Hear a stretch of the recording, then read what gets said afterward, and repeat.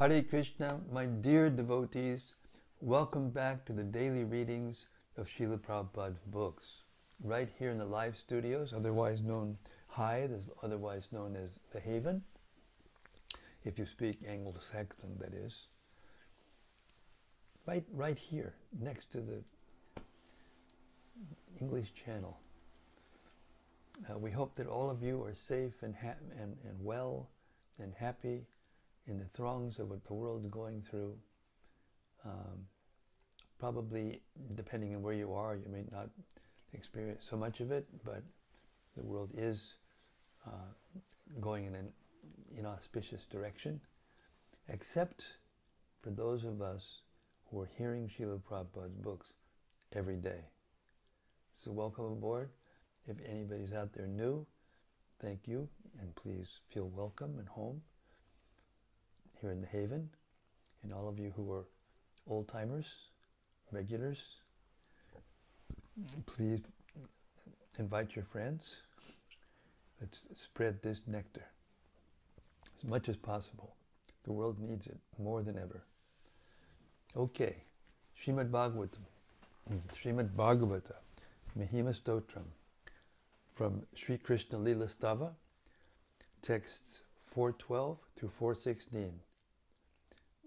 5 wonderful verses, beautiful verses, glorifying the Śrīmad-Bhāgavatam by Srila Sanatana Goswami. And it goes like this. Sarva Shastra Dipiyusha, Sarva Vedaika Satpala, Sarva Siddhanta Ratnaja, Sarva Lokaika Drik Prada.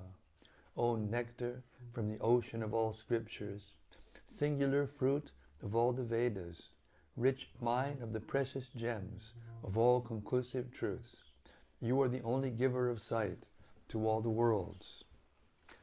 Sarva Bhagavata Prana, Śrīmad-Bhāgavata Prabho, Kalidvandoditaditya, Sri Krishna Parivartita. O life air of all the Supreme Lord's devotees, O Master Śrīmad-Bhāgavatam, you are the sun risen in the darkness of Kali. You are the exact image of Sri Krishna. Paramananda Pataya, Prema Varshakshadayate, Sarvada Sarvasevyaya, Sri Krishnaya Namostume. I bow down to you, who are supremely blissful to read. Your every syllable pours down a flood of prema. You can always be served by everyone. You are Sri Krishna himself. Madeka Bando Matsangin, Madguru Mad Mahadana, Mannistaraka Mad Bhagya, Mad Ananda Namostute. My only friend, my constant companion, my spiritual master, my great wealth, my savior, my good fortune, my source of ecstasy, I bow down to you. Asadu sadutadayin atini chutatakada hanamunchakadachin mam premna ritkanta yogspura. O bestower of saintliness to the unsaintly, O exalter of the most fallen, please never leave me. Always appear in my heart and my voice with pure love. Om Namo Bhagavate Vasudevaya. Om Namo Bhagavate Vasudevaya. Om Namo Bhagavate Vasudevaya.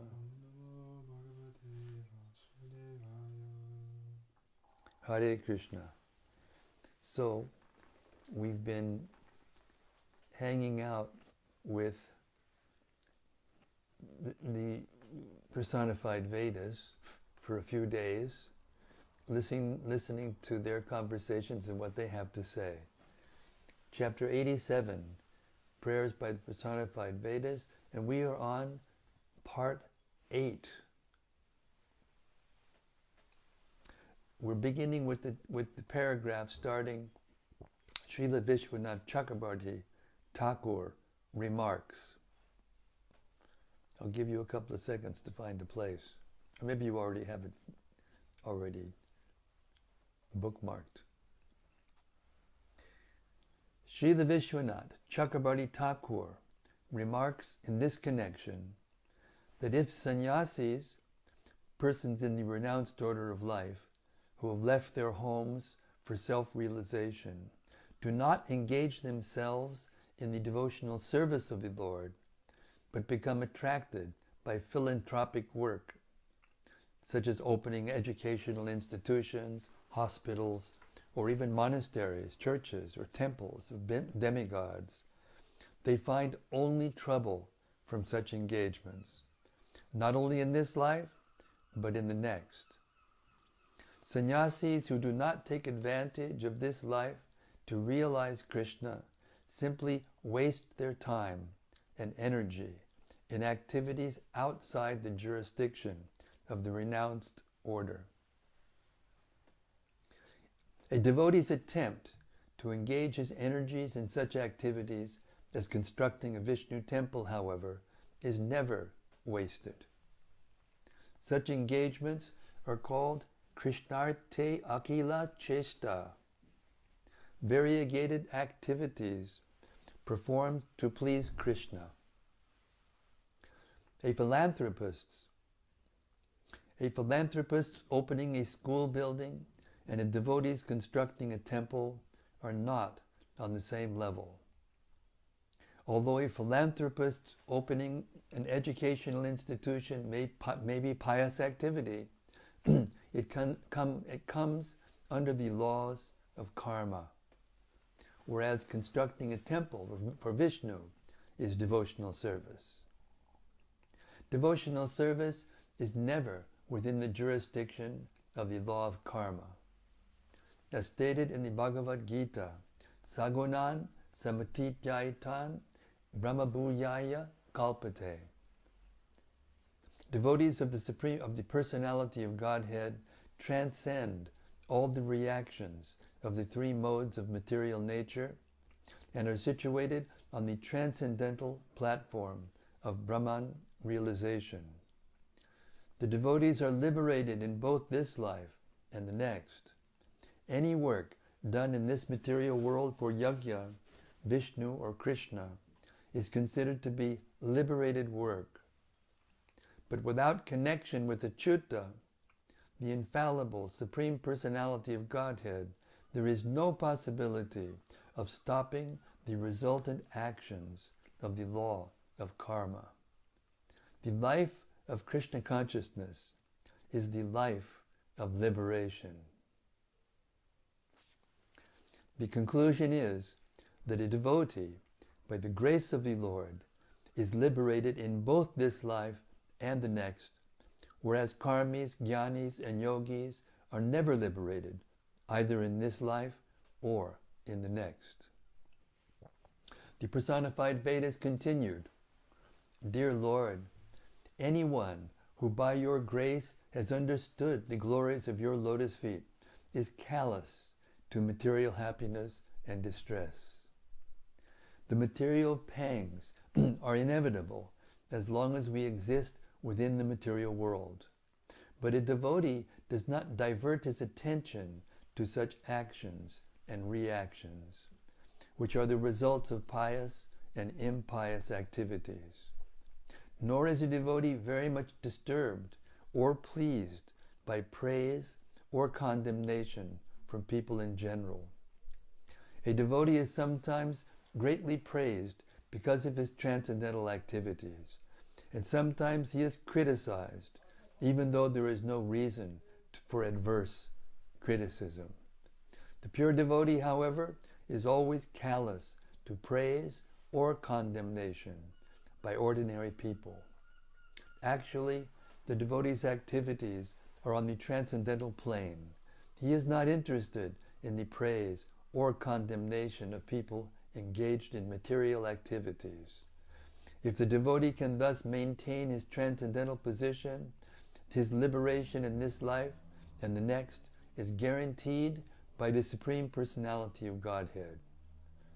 A devotee's transcendental position within this material world is maintained in the association of pure devotees. simply by hearing the glorious activities enacted by the Lord in different ages and in different incarnations. The Krishna consciousness movement is based on this principle. Srila Narottam Das Thakur has sung, "My dear Lord, let me be engaged in your transcendental loving service, as indicated by the previous Acharyas, and let me live in the association of pure devotees.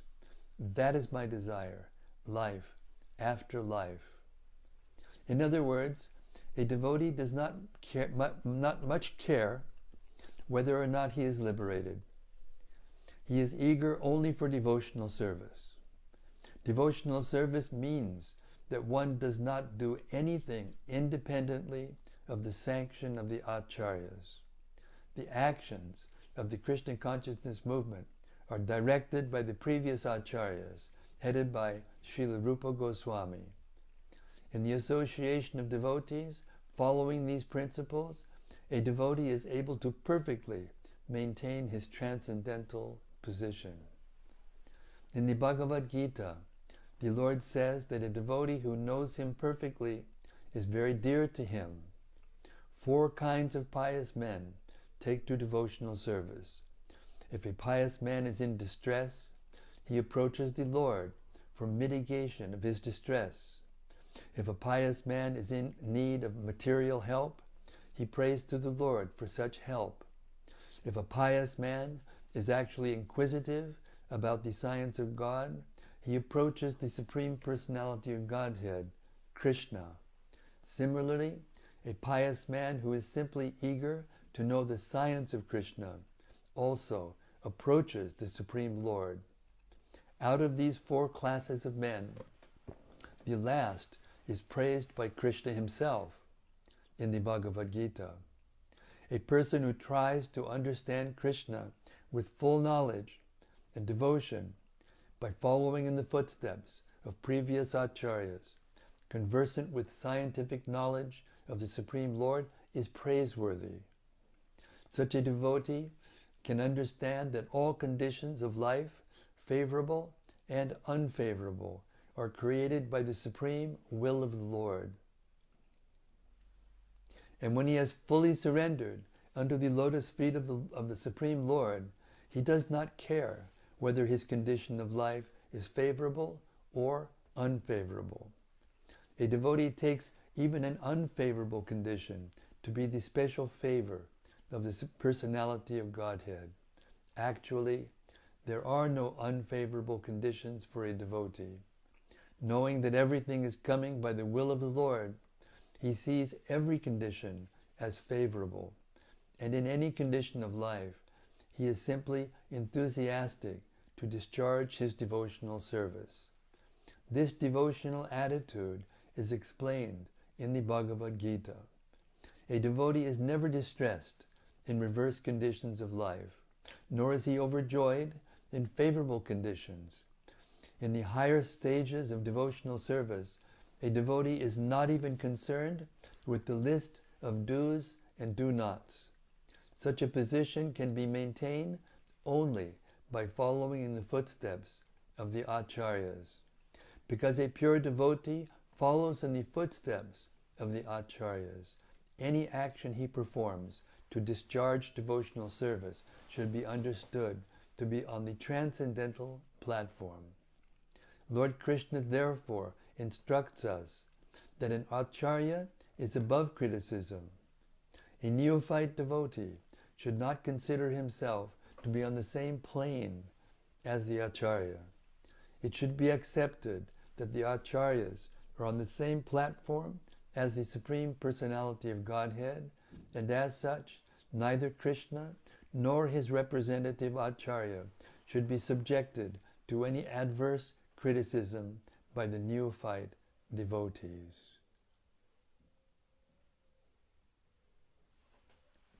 Let that one sink in for a few minutes, a few seconds.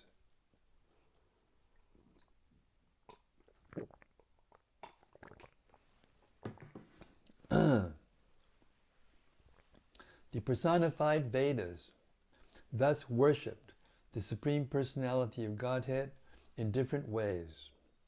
Offering worship to the Supreme Lord by praying means remembering His transcendental qualities, pastimes, and activities. But the Lord's pastimes and qualities are unlimited. It is not possible for us to remember all the qualities of the Lord. Therefore, the personified Vedas worshipped to the best of their ability, and at the end they spoke as follows. Dear Lord, although Lord Brahma, the predominating deity of the highest planet, Brahmaloka, and King Indra, the predominating demigod of the heavenly planets, as well as the predominating deities of such planets as the sun and the moon, are all very confidential directors of this material world. They have very little knowledge about you. Then what can ordinary human beings and mental speculators know of you? It is not possible for anyone to enumerate the unlimited transcendental qualities of your Lordship. No one, not even the mental speculators and the demigods and higher planetary systems, is actually able to estimate the length and breadth of your form and characteristics. We think that even your Lordship does not have complete knowledge of your transcendental qualities. The reason is that you are unlimited. Although it is not befitting to say that you do not know yourself, it is practical to understand that because you have unlimited qualities and energies, and because your knowledge is also unlimited, there is unlimited competition between your knowledge and your expansion of energies. The idea is that because God and His knowledge are both unlimited, as soon as God is cognizant of some of His energies, He perceives that He has still more energies. In this way, both His energies and His knowledge increase. Because both of them are unlimited, there is no end to the energies and no end to the knowledge with which to understand the energies. God is undoubtedly omniscient, but the personified Vedas say that even God Himself does not know the full extent of His energies. This does not mean that God is not omniscient. When an actual fact is unknown to a certain person, this is called ignorance or lack of knowledge. This is not applicable to God, however, because He knows Himself perfectly. But still, as His energies and activities increase, He also increases His knowledge to understand them. Both are increasing unlimitedly, and there is no end to it.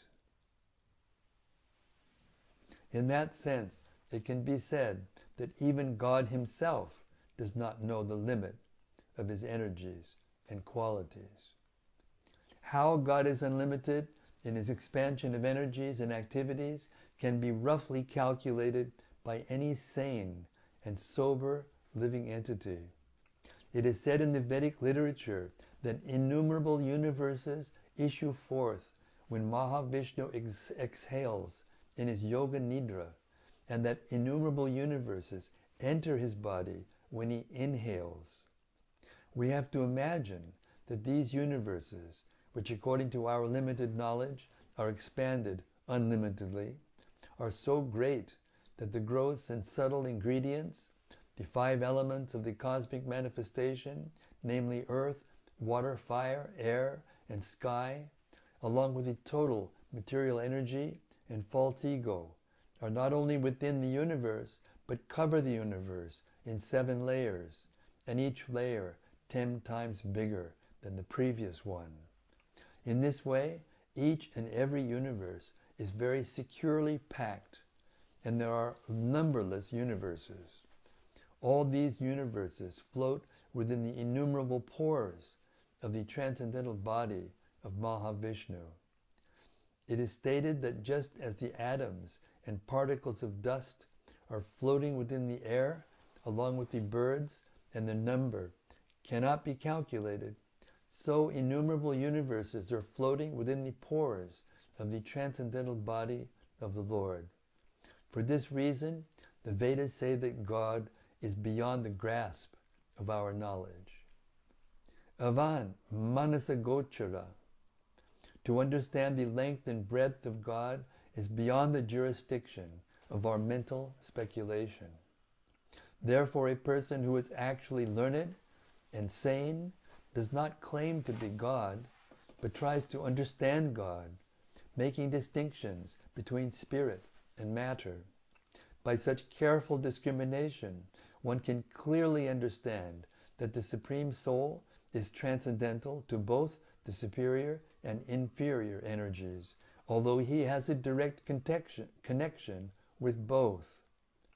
In the Bhagavad Gita, Lord Krishna explains that although everything is resting on his energy, he is different or separate from that energy. Nature and the living entities are sometimes designated as Prakriti and Purusha, respectively. The whole cosmic manifestation is an amalgamation of Prakriti and Purusha. Nature is the ingredient cause, and the living entities are the effective cause. These two causes combine together, and the effect is this cosmic manifestation. When one is fortunate enough to come to the right conclusion about this cosmic manifestation and everything going on within it, he knows it to be caused directly and indirectly by the Supreme Personality of Godhead Himself. It is concluded in the Brahma Samhita, therefore, Ishvara Paramak Krishna Sachidananda Vigraha Anadir Adir Govinda Sarva Karana Karanam. After much deliberation and consideration, when one has attained the perfection of knowledge, one comes to the conclusion that Krishna, or God, is the original cause of all causes. Instead of speculating about the measurement of God, whether he is so long or so wide, or falsely philosophizing, one should come to the conclusion of the Brahma Samhita. Krishna, or God, is Sarva Karana Karanam, the cause of all causes. That is the perfection of knowledge. Thus, the Veda Stuti, or the prayers offered by the personified Vedas to Garbhodakashaya Vishnu, were first narrated in disciplic succession by Sanandana to his brothers, all of whom were born of Brahma at the beginning of the universe. The four Kumaras were the firstborn sons of Brahma, therefore they are known as Purva Jata. It is stated in the Bhagavad Gita that the Parampara system, or the disciplic succession, begins with Krishna himself. Similarly, here in the prayers of the personified Vedas, it is to be understood that the Parampara system begins with the personality of Godhead, Nara Narayan Rishi. We should remember that this Veda Stuti is narrated by Kumara Sanandana, and the narration is repeated by Narayan Rishi in Badarikashram. Narayan Rishi is the incarnation of Krishna for showing us the path of self-realization by undergoing severe austerities. In this age, Lord Chaitanya demonstrated the path of pure devotional service by putting himself in the role of a pure devotee. Similarly, in the past, Lord Narayan Rishi was an incarnation of Krishna who performed severe austerities in the Himalayan ranges. Sri Narada Muni was hearing from him, so in the statement given by Narayan Rishi to Narada Muni, as narrated by Kumara Sanandana in the form of the Veda Stuti, it is understood that God is the one supreme and that all others are his servants. In the Chaitanya Charitamrita, it is stated, Ekale Ishvara Krishna. Krishna is the only supreme God. Ara Sabha Britya. All others are his servants. Yari Yaichi Nachaya Se Taicha Kari Nritya. The Supreme Lord, as he desires, is engaging all the living entities in different activities, and thus they exhibit their different talents and tendencies. This Veda Stuti is thus the original instruction regarding the relationship existing between the living entity and the Supreme Personality of Godhead. The highest platform of realization for the living entity is the attainment of devotional life.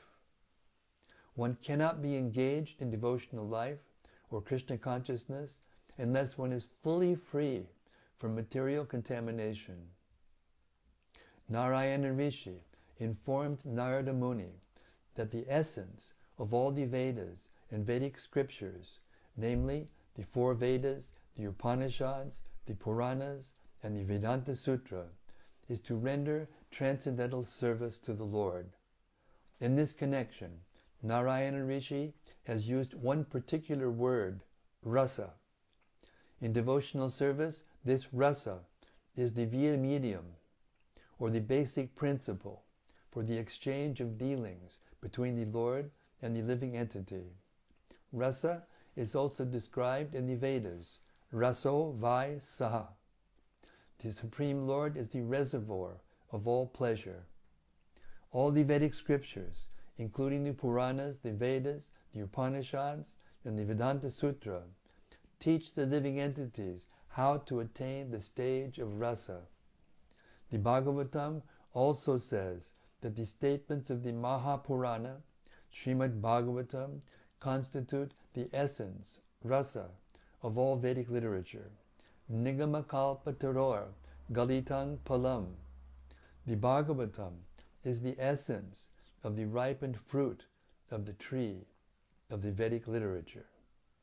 We understand that with the breathing of the Supreme Personality of Godhead, there issued forth the 4 Vedas, namely the Rig Veda, the Yajur Veda, the Sama Veda, and the Atharva Veda, and also the histories like the Mahabharata and all the Puranas, which are considered to be the history of the world. The Vedic histories, like the Puranas and Mahabharata, are called the 5th Veda.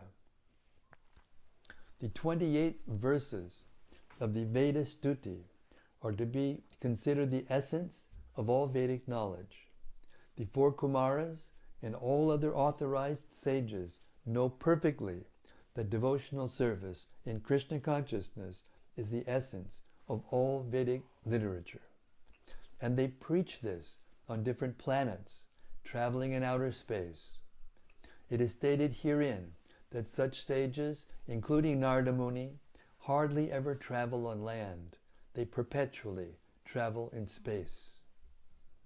Sages like Narada and the Kumaras travel throughout the universe to educate the conditioned souls that their business in the world is not that of sense gratification, but of reinstating themselves in their original position of devotional service to the Supreme Personality of Godhead. It is stated in several places that the living entities are like sparks of the fire, and the Supreme Personality of Godhead is like the fire itself. If the sparks somehow or other fall out of the fire, they lose their natural illumination. Thus it is ascertained that the living entities come into this material world exactly as sparks fall from a great fire. The living entity wants to imitate Krishna and tries to lord it over material nature in order to enjoy sense gratification. Thus, he forgets his original position, and his illuminating power, his spiritual identity, is extinguished. However, if a living entity takes to Krishna consciousness, he is reinstated in his original position.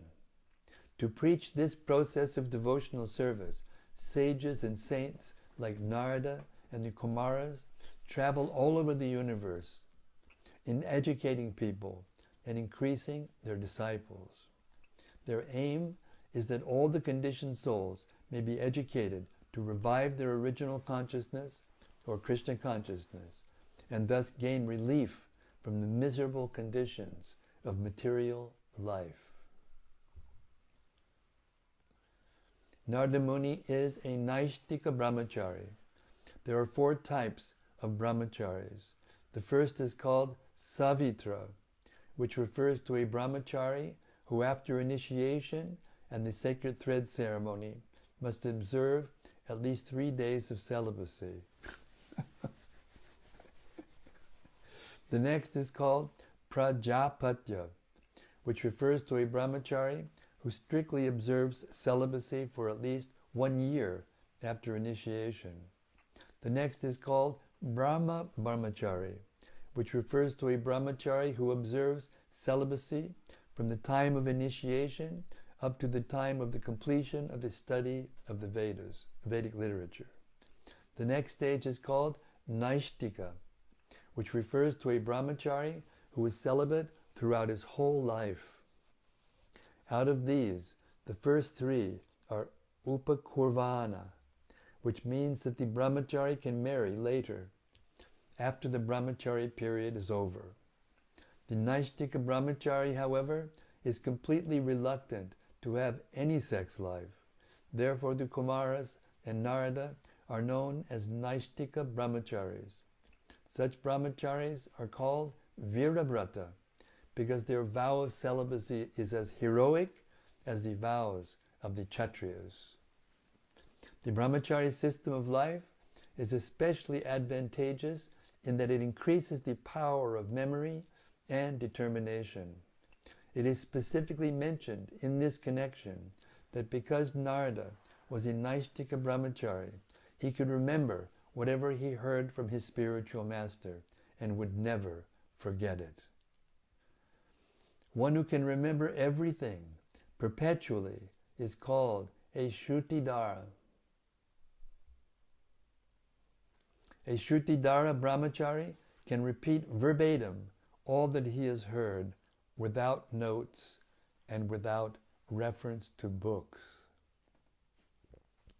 The great sage Narada has this qualification, and therefore, having taken instructions from Narayana Rishi, he is engaged in propagating the philosophy of devotional service all over the world. Because such great sages can remember everything, they are thoughtful, self-realized, and completely fixed in the service of the Lord.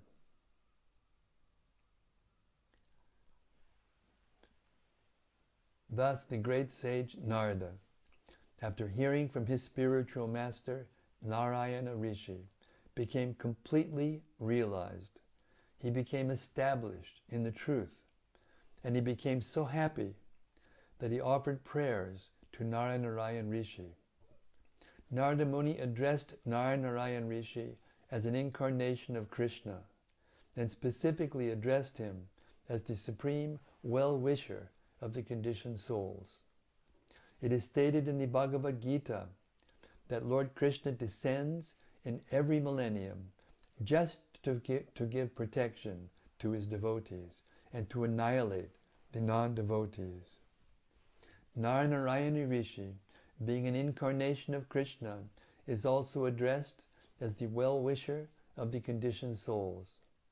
As stated in the Bhagavad Gita, everyone should know that there is no well-wisher like Krishna.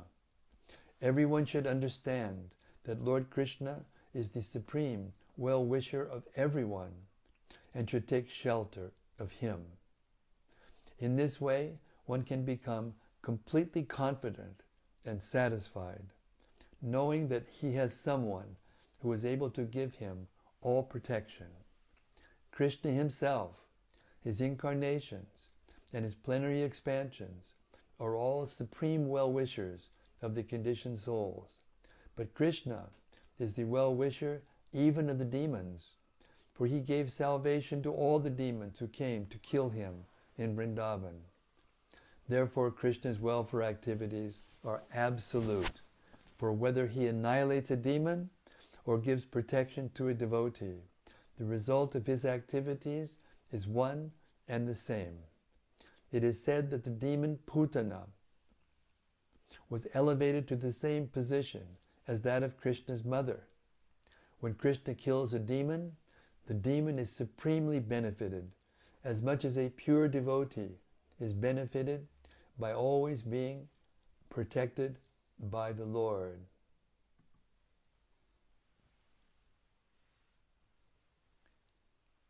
Narada Muni, after offering respects to Narayana Rishi, went to the ashram of Vyāsadeva, his disciple. Being properly received by Vyāsadeva in his ashram and seated very comfortably, Narada Muni narrated the entire story of what he had heard from Narayana Rishi. In this way, Shukadeva Goswami informed Maharaj Parikshit of the answers to his questions regarding the essence of Vedic knowledge and what is considered to be the ultimate goal of the Vedas. The supreme goal of life is to achieve the transcendental blessings of the Supreme Personality of Godhead and thus become engaged in the loving service of the Lord. One should follow in the footsteps of Shukadeva Goswami and all the other Vaishnavas in the disciplic succession, and should pay respectful obeisances unto Lord Krishna, the Supreme Personality of Godhead, Hari. The four sects of Vaishnava disciplic succession, namely the Madhva Sampradaya, the Ramanuja Sampradaya, the Vishnu Swami Sampradaya, and the Nimbarka Sampradaya, in pursuance of all Vedic conclusions, agree that one should surrender under the Supreme Personality of Godhead. The Vedic literature is divided into two parts, the Shrutis and Smritis. The Shrutis are the four Vedas, Rig, Sama, Atharva, and Yajur, and the Upanishads. And the Smritis are the Puranas and the Itihasas, like the Mahabharata, which includes the Bhagavad Gita.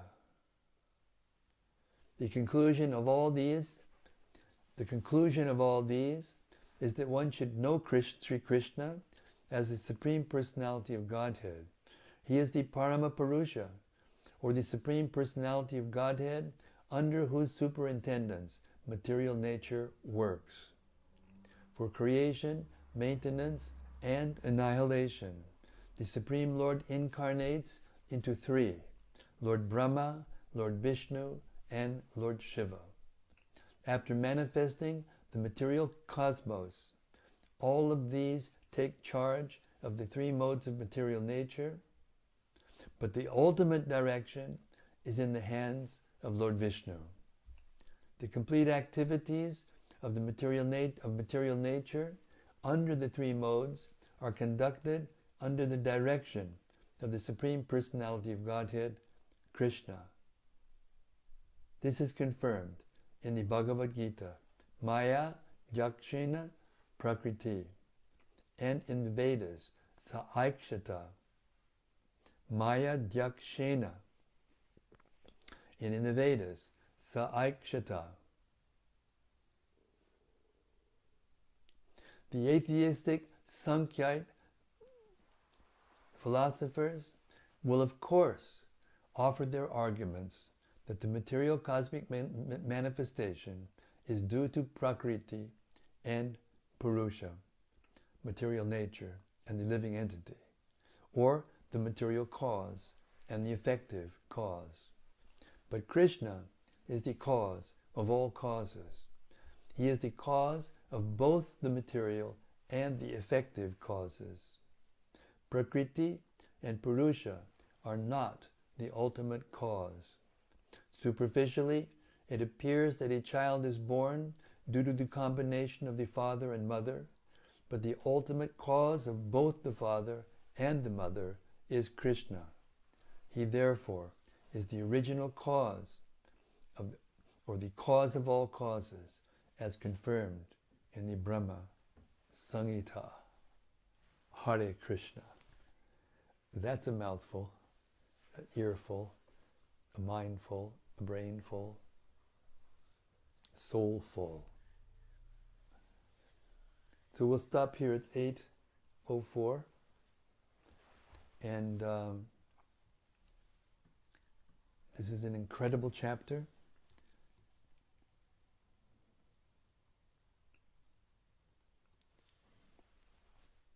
Anyone who, anyway, I'll stop there. Hare Krishna.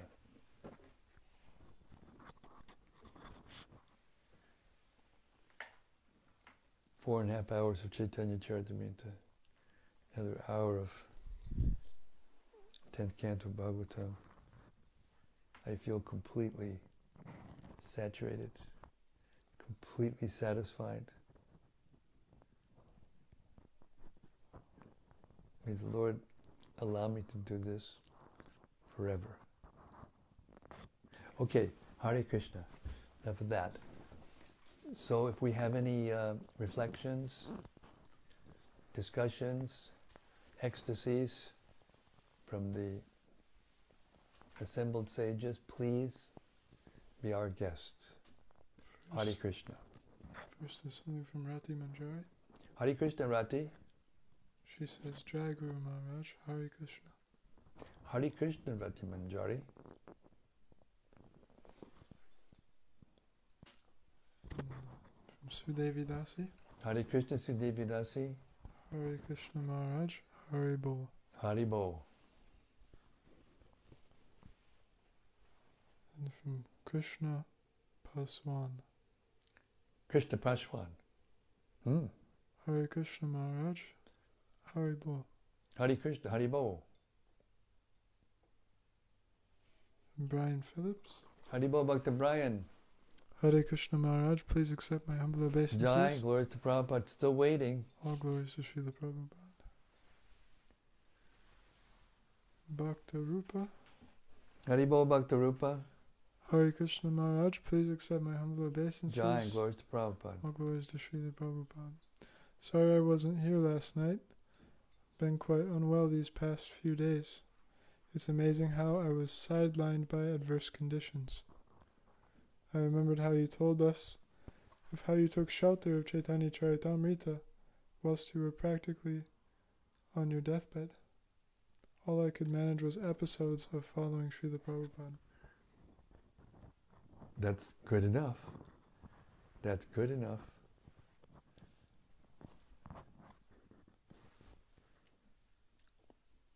It's not that we are cookie cut, you know. Each one of us is an individual person, and we manifest these symptoms differently from everyone else. Unique. Every soul is unique.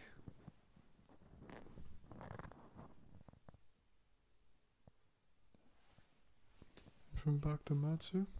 Haribol Bhakta Matsu. Please accept my humble obeisances. All glories to Śrīla Prabhupāda. Thank you so much for being a source of constant inspiration for us all. Well, that's about the nicest thing I've ever heard.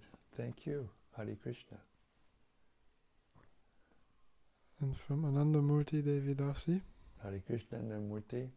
Dear Guru Maharaj and all assembled devotees, please accept my humble obeisances. All glories to Śrīla Prabhupāda. Jai, all glories to Prabhupada. This opportunity of hearing with you and the assembled sages is very rare to attain. I am feeling grateful to you and the devotees. Thank you so much. I pray so that I can continue to hear with you every day, every day. So be it. And may I be the medium so that I can do this every day for the rest of my life at least.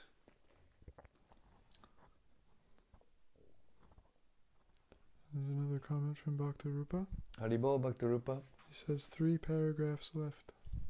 3 paragraphs left. Oh my gosh. Maybe I should have finished tonight, but it's okay. 3 paragraphs, then we go to the next chapter tomorrow.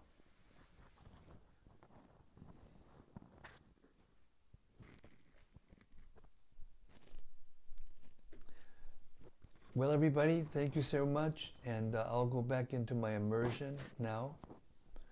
We've been doing 5 hours, almost 5 hours a day, and completing 4 hours of the actual sound, which means we probably have a little more than a month to go before we finish the finest proofreading. And then there's going to be the exercise of mastering the whole thing. That means to make it all consistent in terms of as much as possible, but in terms of quality and volume and all of that. And then it will be released into the world. And just the thought of it is making me shiver. Hare Krishna. Krishna, the Supreme Personality of Godhead, ki jai. Samaveda Bhakta Brinda ki jai. Gaur Premanandi, Hari Hari Bo. See you tomorrow night. Same place, same time, same topic. The unlimited Supreme Personality of Godhead, as we heard all about it tonight. See you tomorrow. Hare Krishna.